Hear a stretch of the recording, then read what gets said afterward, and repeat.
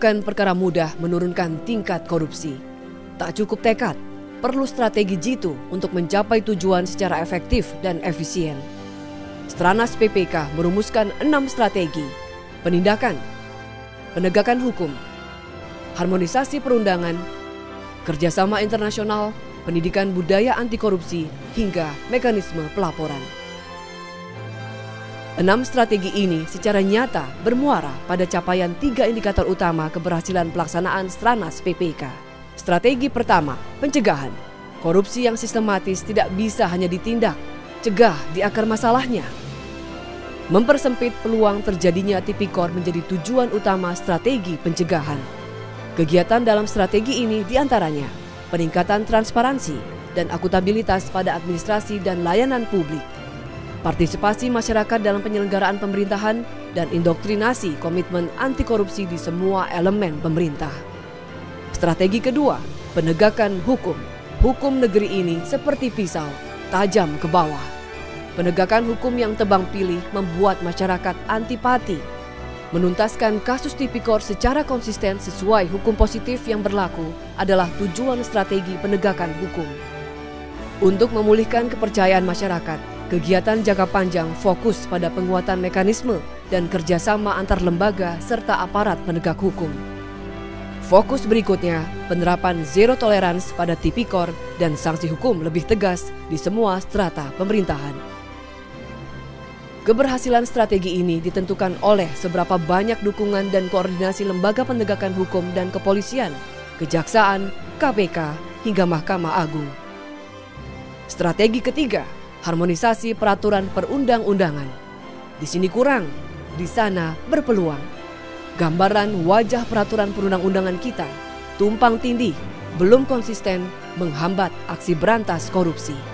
Pasca ratifikasi UNCAC, pemerintah harus mengakomodir ketentuan UNCAC, hal baru dalam Undang-Undang Anti Korupsi Indonesia, agar bisa diterapkan dan menjadi dasar hukum terhadap kriminalisasi tindak pidana tertentu seperti penyuapan pejabat asing atau perdagangan pengaruh.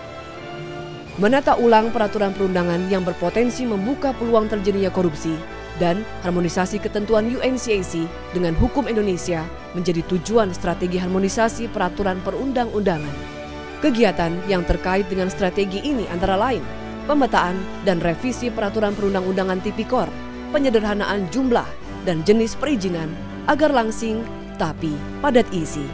Strategi keempat, kerjasama internasional dan penyelamatan aset hasil tipikor. Selesai korupsi, larilah ke luar negeri. Bawa bukti dan aset hasil korupsi. Modus operandi ini digemari koruptor Indonesia. Singapura, destinasi favorit karena negara ini menolak perjanjian ekstradisi. Negara lainnya, Swiss, safe haven bagi hasil korupsi. Mengembalikan aset negara di negeri orang tentu butuh kerjasama internasional. Pengusutan dan pengembalian aset penting demi mengganti kerugian negara. Contoh kegiatan yang mendukung strategi ini, optimalisasi kelembagaan dalam pelaksanaan MLA, Mutual Legal Assistance in Criminal Matters, penataan lembaga pengelola aset hasil korupsi, peningkatan kerjasama internasional dalam MLA dan ekstradisi.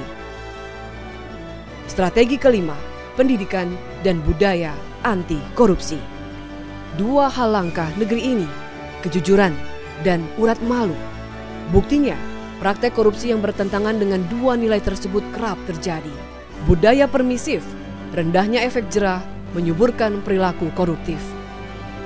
Pendidikan dan budaya anti korupsi bertujuan untuk memperkuat individu mengambil keputusan etis dan berintegritas, serta menciptakan budaya zero tolerance terhadap korupsi. Fokus kegiatan yang mendukung strategi ini antara lain menanamkan nilai-nilai dan sikap anti korupsi serta memperluas ruang partisipasi masyarakat dalam upaya memberantas korupsi. Masyarakat diharapkan berperan aktif mencegah perilaku korupsi di lingkungannya. Stop bersikap pasif, awasi dan laporkan. Strategi keenam, mekanisme pelaporan pelaksanaan pemberantasan korupsi. Banyak kegiatan minim catatan. Kalaupun ada, apa adanya. Kebiasaan ini menghambat informasi. Padahal Sesuai ketentuan UNCAC, Indonesia wajib menyediakan dan mempublikasikan informasi terkait upaya PPK. Strategi 6 menjadi kewajiban bagi kementerian, lembaga, dan Pemda untuk membuat laporan. Apa yang dilakukan di strategi 1-5 harus didokumentasikan dengan baik.